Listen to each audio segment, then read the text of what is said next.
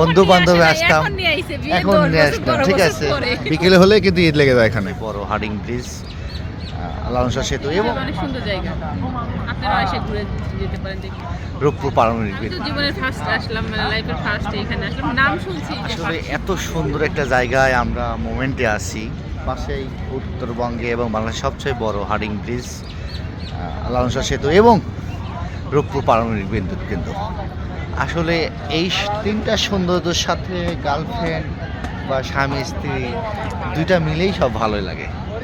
এক সময় যখন বয়স ছিল তখন হয়তো বা বন্ধু বান্ধব আসতাম, এখন নিয়ে আসলাম। ঠিক আছে, খুব ভালো লাগতেছে কি আসলে। ঠিক আছে, আসলে সুন্দর একটা জায়গা, পাবনা জেলা উত্তরবঙ্গের সবচেয়ে সুন্দর একটা জায়গা এই হার্ডিং ব্রিজ। আসলে তোমার কেমন লাগতেছে?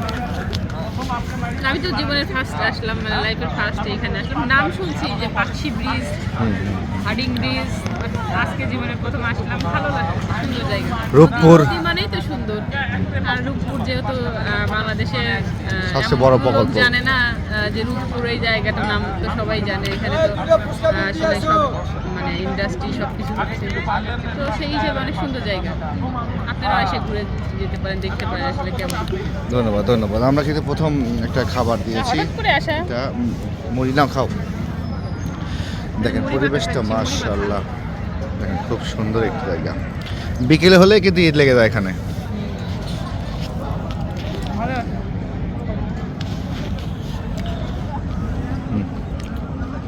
আমরা রূপপুরের মুড়ি খাবো, রূপপুরের মজা না।